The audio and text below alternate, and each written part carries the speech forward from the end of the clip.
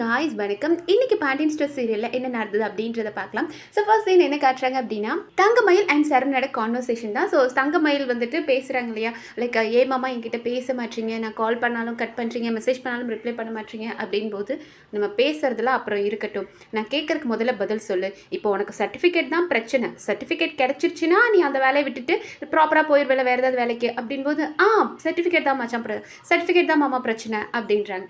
சரி ஓகே, நீ duplicate certificate apply பண்ணிட்டியா? பண்ணிட்டேன் மாமா.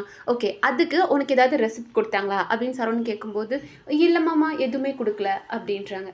அப்போ இவர் சொல்கிறார், சரி நீ என்ன பண்ணுற அப்படின்னா, உன்னோட டியூப்ளிகேட் சர்டிஃபிகேட் நான் உனக்கு அரேஞ்ச் பண்ணி தந்துடுறேன், உன்னோட காலேஜ் நீ எந்த இயர் பாஸ் ஆன அப்படின்றத மட்டும் எனக்கு இன்ஃபர்மேஷன் கொடு, நான் டியூப்ளிகேட் சர்டிஃபிகேட் உனக்கு அரேஞ்ச் பண்ணி கொடுத்துட்றேன் அப்படின்போது, ஐயோ நம்ம இவ்வளோ நாள் இவனை ஏமாத்தலாம்னு நினச்சோம், இவனே அரேஞ்ச் பண்ணுறேன்றானே அப்படின்ட்டு, மாமா அது வந்து அப்படின்போது, இங்கே பார் முதல்ல நம்ம சர்டிஃபிகேட் வாங்கலாம், அப்புறம் எதுவாக இருந்தாலும் பேசலாம் அப்படின்ற மாதிரி சொல்லிட்டு அவர் கட் பண்ணிடுறாரு. அப்போ இவங்க யோசிக்கிறாங்க, ஐயோ நான் ஹோட்டலில் வேலை பார்க்குறதுக்கே மாமா அப்படி கோவப்பட்டார், நான் 12வது கூட படிக்கல அப்படின்னு தெரிஞ்சால் எவ்வளோ பிரச்சனை ஆகுமோ, ஐயோ நான் என்ன பண்ணுறது, நம்ம இங்கே இருந்தால் இந்த பிரச்சனையை சமாளிக்க முடியாது, நம்ம உடனே ஊருக்கு கிளம்பலாம் அப்படின்னு சொல்லிட்டு உடனே வர்றாங்க. வந்துட்டு கோமதி கிட்ட, அத்தை நான் ஊருக்கு கிளம்புறேன் அப்படின்னு.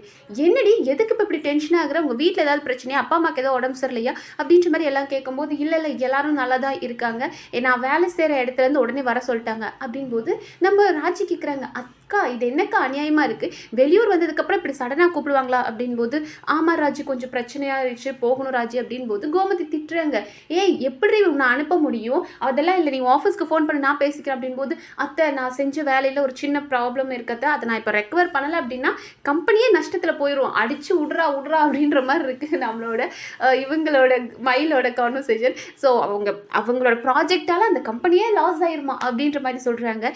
என்னடி அதுக்குன்னு எப்படி உன்னை இப்படி பொட்ட பிள்ளை தனியாக அனுப்ப முடியும் அப்படின்போது, அத்தை இதில் என்னத்தை இருக்குது, எத்தனை பொண்ணுங்க போயிட்டு வராங்க, நான் போயிட்டு வர அத்தை ரொம்ப எமர்ஜென்சியாக போகணும் அப்படின்றாங்க. அப்போ இவங்க பயப்படுறாங்க, எப்படி நம்மளே ஆம்பளத்தோணை இல்லாமல் இங்கே வந்திருக்கோம், உன்னை எப்படி தனியாக அனுப்புறதுன்னு போது, கூட மணி அந்த பையன் ஒருத்தர் இருக்காரு இல்லையா, அவன் இங்கே பஸ் ஏற்றி விட்டு நான் அங்கே போய் இறங்க போகிறேன் அப்படின்றாங்க.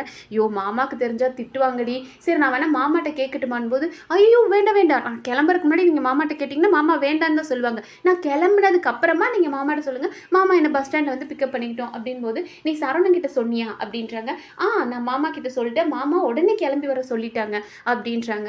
ஐயோ என்னடி பண்ணுறது போது, அத்தை ப்ளீஸ் அத்தை நான் எப்படியாவது போகணும் அத்தை, ரொம்ப பெரிய பிரச்சனை ஆயிரும் அத்தை அப்படின்போது, சரி நீ டென்ஷன் ஆகாத நீ கிளம்பு அப்படின்னு சொல்லி கோமதியை அனுப்பி விட்டுறாங்க. அப்புறமா கோமதி யோசிக்கிறாங்க, என்னடி இவ எதுக்கு எடுத்தாலும் இப்படி டென்ஷன் ஆகுறா, இப்படியே இருந்தான்னா இவ தலையில் மிளகா அரைச்சிருவாங்கன்னு.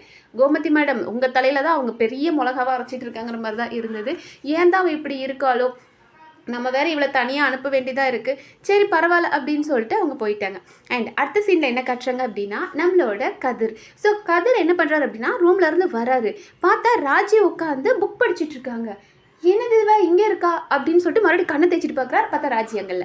அடுத்ததாக பார்த்தா அப்படின்னா உட்காந்து காய் கட் பண்ணிட்டு இருக்க மாதிரி இருக்குது, மறுபடியும் பார்த்தா காணும். அதுக்கப்புறம் ஃபோன் யூஸ் பண்ணிட்டு இருக்க மாதிரி இருக்குது, அவர் ரூமில் யூஸ் பண்ணிட்டு இருக்க மாதிரி இருக்குது. ஸோ எல்லா இடத்துலையும் பார்க்குற இடத்துலலாம் ராஜி இல்லாதது அவருக்கு ரொம்ப ஃபீலிங்ஸாக இருக்குது. லைக் அவங்க பெருசாக எக்ஸ்பிரஸ் பண்ணிக்க மாட்டாங்க, எப்போ கேட்டாலும் ஹே நான் ஏம்மா உன்னை மிஸ் பண்ண போகிறேன் அப்படின்னு கலாய்ச்சாலும் அவங்க இல்லாத அந்த ஒரு ஃபீல் இருக்கு இல்லையா, வீட்டில் எல்லா இடத்துல பார்க்கும்போதும் ராஜி இருக்கிற மாதிரி. ஸோ ஒரு சிலர் வெளியே பயங்கரமாக எக்ஸ்பிரஸ் பண்ணுவாங்க, இப்போ நம்ம நம்மளோட செந்தில் மாதிரி பொண்டாட்டி உன்னை மிஸ் பண்ணுறடி அப்படின்னு சொல்கிறவங்களும் இருக்காங்க. உண்மையாக சொல்லாமல் உள்ளேயே நிறைய அன்பு, மேக்ஸிமம் பசங்க அப்படி இருப்பாங்க, நானும் பார்த்துருக்கேன். லைக் பெருசாக வெளியே எக்ஸ்பிரஸ் பண்ண மாட்டாங்க, ஆனால் நிறைய உள்ளே வச்சுருப்பாங்க. அதே தான் நம்ம கதிரும், வெளியே பெருசாக வந்து லவ் பண்ணுற மாதிரி உருகி காதலிக்கலனாலும் உள்ள அந்த லவ் பயங்கரமாக இருக்குது. அது அவங்க இல்லாத போது அப்படியே பொங்கி வழியிறது அந்த காதல்ன்றது நல்லா தெரிஞ்சது. ஸோ பார்த்துட்டு என்ன இவ எல்லா இடத்துலையும் இருக்க மாதிரி தெரியுது, எல்லாம் நம்ம பிரம்மையா அப்படின்ட்டு அவர் போயிடுறாரு. அண்ட் அதே மாதிரி அங்க ராஜ்யம் கதிரை பத்தி தான் யோசிச்சுட்டு இருக்காங்க. லைக் அவர் பைக் சொன்னார் இல்லையா, என்னோட ட்ரீம் பைக் அப்படின்னு சொன்னார் இல்லையா, அதை யோசிச்சுட்டு இருக்காங்க. அப்போ இவங்க கேட்கும்போது, நான் வேணா உனக்கு வாங்கி தரட்டுமான்னு ராஜி கேட்டதுக்கு, எப்படி வாங்கி தருவ, எங்கேயாவது போய் பேங்க்கை கொள்ளையடிக்க போறியா, இல்லை பைக்கையே கொள்ளையடிச்சிட்டு வர போறியா அப்படின்ற மாதிரி கேட்டார் இல்லையா. அதெல்லாம் யோசிச்சுட்டு, இவன் நான் போலீஸ் அவன் சொன்னால் மட்டும் நம்புறான், ஆனால் நான் சம்பாதிச்சு ஒரு வாங்கி தருவேன், ஒரு பைக் வாங்கி தருவேன் மட்டும் என்ன நம்ப மாட்டோம், அதெல்லாம் கிடையாது. இந்த ராஜி ஒரு விஷயத்தை யோசிச்சுக்கானா கண்டிப்பாக செய்வான்றதை நான் காமிக்கணும். ஸோ டெஃபினட்டாக எப்படியாவது ஒரு பைக்கை வாங்கி கொடுக்கணும், இந்த நடன போட்டி தான் அதுக்கு ஒரு நல்ல முயற்சியாக இருக்கும் அப்படின்னு சொல்லிட்டு டான்ஸ் ப்ராக்டிஸ் பண்ணிக்கிட்டு இருக்காங்க ரூமில். அந்த நேரம் நம்மளோட இவங்க மீனா மீனா வந்துட்டு ராஜி என்ன பண்ணுற அப்படின்போது, அக்கா அந்த நடன போட்டிக்கு தாக்கா ப்ராக்டிஸ் பண்ணிட்டுருக்கேன் அப்படின்போது, அத்தை தான் உனக்கு பெர்மிஷனே தரலையே, நீ எப்படி ஆட போகிறேன்னா, அக்கா நீங்கள் இருக்கீங்கல்லன்னு, நான் இருக்கேனா, நான் பெர்மிஷன் கொடுத்தா போதுமா அப்படின்போது, இல்லைக்கா உங்களுக்கு தான் யார்கிட்ட எப்படி பேசணும்னு தெரியும். ஸோ நீங்கள் சொன்னீங்கன்னா அத்தை கண்டிப்பாக பண்ணிடுவாங்கக்கா, ஓகே சொல்லிடுவாங்க அப்படின்போது, நான் என்னம்மா பண்ண முடியும், அக்கா ப்ளீஸ்க்கா இந்த தங்கச்சிக்காக இந்த ஒரு ஹெல்ப்பை பண்ணுங்கக்கா அப்படின்னு கெஞ்சுறாங்க. சரி வந்து தொலை கேட்குற அப்படின்னு சொல்லிட்டு 2 பேரும் பச்சை பிள்ளைங்க மாதிரி வந்து நிற்கிறாங்க. உடனே கோமதி பார்த்துட்டு, என்ன மீனாவோட சிரிப்பே சரியில்லையே, என்னடி நீயும் கிளம்ப போறியன் போது, இல்லத்த அப்படின்றாங்க. அடுத்த இந்த நடன போட்டி பற்றி பேசுறதுனா அப்படியே கிளம்புங்கடி அப்படின்னு.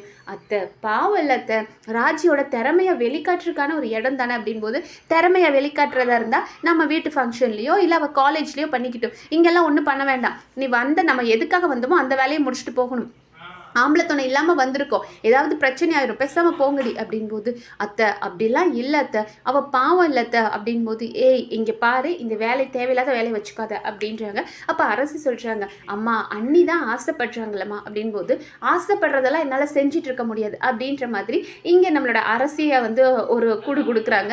லைக் நீ வந்துட்டு நீ ஆசைப்பட்டன்றக்காக அவனை லைக் குமாரை யோசிச்சுட்டு ஆசைப்படுறவங்களுக்காகலாம் எல்லாம் பண்ண முடியாதுன்னு போது மீனா சொல்கிறாங்க, அத்தை இப்போ நீங்கள் எதுக்கு அவளை திட்டுறீங்க, இங்க பாருங்க ராஜி அவளோட திறமையை காட்டுறதுக்கான இடம் இது, சரி இது கடவுளோட ஆசை அப்படின்றாங்க.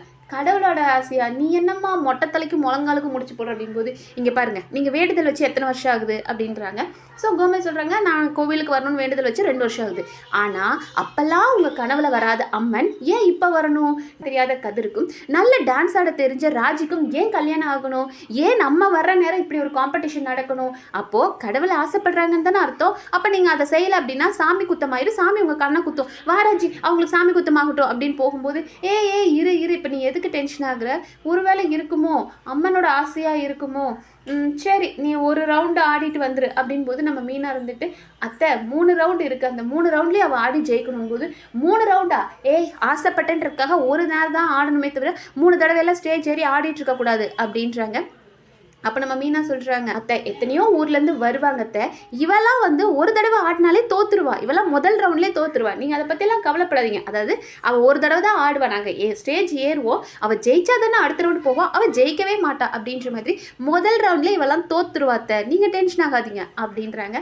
அண்ட் அப்படியே ராஜி பார்த்து, அக்கா என்ன காண்போது, சும்மா சமாளிக்கிறேன் விடு அடிச்சு விடுவாள்னா அப்படின்றாங்க. சரி ஓகேடி ஏதோ பண்ணுறீங்க, எனக்கு மாமாவுக்கு தெரிஞ்சால் என்ன பிரச்சனை ஆகுமோன்னு தான் பயமாக இருக்குது, ஏன்னா ஆல்ரெடி இவ டியூஷன் எடுக்க போனதுக்கே அவங்க அப்பாவும் மாமாவும் அந்த குதிச்சாங்க, இந்த மாதிரி விஷயம்லாம் தெரிஞ்சால் என்ன நடக்கும்னு தெரில, ஏன் பிரச்சனை யாருக்கு இங்கே புரியுது அப்படின்ட்டு கிளம்பிட்டாங்க. அண்ட் அடுத்த சீனில் என்ன காட்டுறாங்க அப்படின்னா, நம்ம செந்தில். ஸோ செந்தில் பார்த்தோம் அப்படின்னா மீனாவை ரொம்ப மிஸ் பண்ணிவிட்டு கடையிலையும் கான்சன்ட்ரேஷன் இல்லாமல் இருக்காரு. லைக் ஒருத்தர் வந்து பொருள் வாங்கிட்டு போகிறாரு, அவருக்கு 10 ரூபா எக்ஸஸாக கொடுத்துட்ருக்காரு. அப்போ நம்ம குமரேச மாமா பார்த்துட்டு, என்னடா 10 ரூபா எக்ஸ்ட்ராவாக கொடுத்துட்ருக்க, நீ ஆள் தான் இங்கே இருக்க, உங்கள் கவனம் இங்கே இல்லையே அப்படின்போது, நம்ம இவர் சொல்கிறாரு பழனி, அவன் பொண்டாட்டி ஊருக்கு போயிருக்கால அந்த கவலையில் தான் இருக்கான் அப்படின்னு பேசிகிட்டு இருக்காங்க. அண்ட் நம்மளோட பாண்டியனும் வரார் அந்த டைமு. ஸோ பாண்டியன் வந்துட்டு செந்தில் கிட்ட சொல்கிறாரு, நான் பேங்க் மேனேஜர்கிட்ட பேசிட்டேன், டெபாசிட் பணம் எடுக்கணும், ஒரு 10 லட்ச ரூபா எடுக்கணும், நீ போய் எடுத்துகிட்டு வா அப்படின்னு கேட்குறாங்க.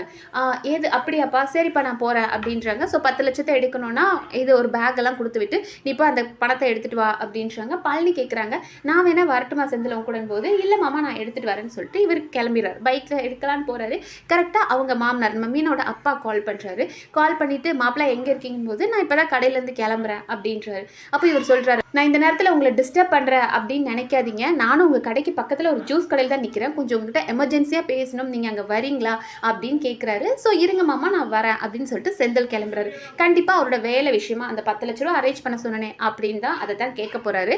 ஸோ ஆப்வியஸாக செந்தில் ஆல்ரெடி ஒரு வருத்தம் இருக்குது, நமக்கு 10 லட்சம்னா தரமாட்டுறாங்க, காருக்கு முன் பணத்துக்கு 10 லட்ச ரூபா கட்ட போகிறார். இப்போ இந்த செந்தில் போய் எடுத்துகிட்டு வர போகிற பணம் வந்துட்டு காருக்கு முன் பணத்துக்கு தான், அப்போ நமக்குனா செய்ய மாட்டுறாரு, அரசிக்குனா செய்கிறாரு அப்படின்ற ஒரு கோபம் வரப்போகுது, அதை தான் கொண்டு வர போகிறாங்கன்றது புரியுது. ஸோ அதை பார்ப்போம் நாளைக்கு எபிசோடில் வேறு என்னென்ன இன்ட்ரெஸ்டிங்காக நடக்குதுன்னு நம்ம அடுத்தடுத்த வீடியோவில் பார்க்கலாம்.